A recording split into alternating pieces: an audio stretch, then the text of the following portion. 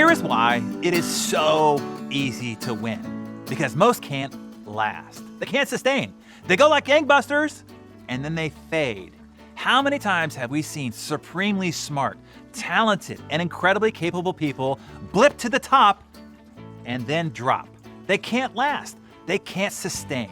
People often experience temporary stretches of doing things right that enable them to flourish and live the life of their dreams for a few years, maybe a few straight years even.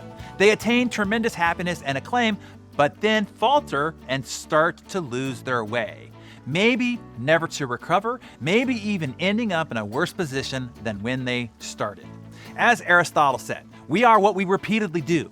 Excellence then is not an act, but a habit. What I urge you to do is don't get caught up in seeking the magic elixir or quick fix to get you where you want to be. You'll surely be deluged with marketing and advertising schemes convincing you that you can do it in just a few days. These are snake oil salesmen looking to hoodwink and bamboozle you. Don't fall into the trap. The long game is where you go for the victory. We want to believe that something is easy. It's part of our human nature to seek pleasure. As humans, we are geared towards pleasure. We don't want to do or hear about things that are hard. But it's a con. It's mental deception. Do not fall for it. You want to orient yourself to a different kind of pleasure, and that is enjoying the growth, the process, the improvement, the game of it, the never-ending journey to conquering the tempestuous enemies within and learning to master your discipline. Get over the illusion of a shortcut. The greatest lie you can believe is that you are one thing away from anything in life.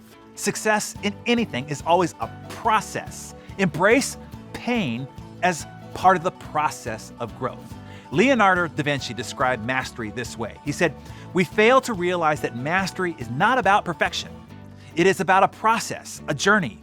The master is the one who stays on the path day after day, year after year. The master is the one who is willing to try and fail and try again for as long as he or she lives." As Reid Hoffman, the founder of LinkedIn, calls it, you have to go through the valley of death. Chicken hatches from an egg, and it looks like an overnight success story. But not from the point of view of the chicken. Lots went into it before that one revealing event. Media reports the hatch and then writes it as an immediate success. The Dyson vacuum cleaner seemingly came out of nowhere and became a sensational success, making James Dyson worth $5 billion today. The rest of the story is he spent 15 years and 5,127 failed prototypes in the valley of death. Before that, the smash HBO hit Game of Thrones was created by George R.R. Martin. Never heard of him before GOT?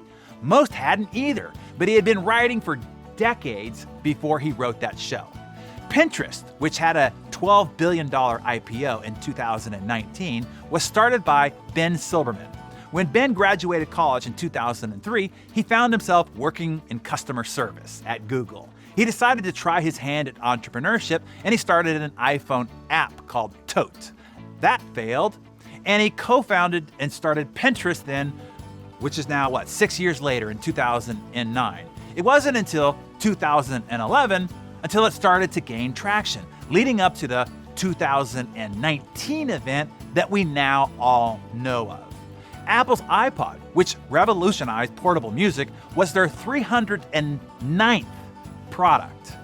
Bruce Springsteen released 3 full-length albums before becoming an overnight success with Born to Run.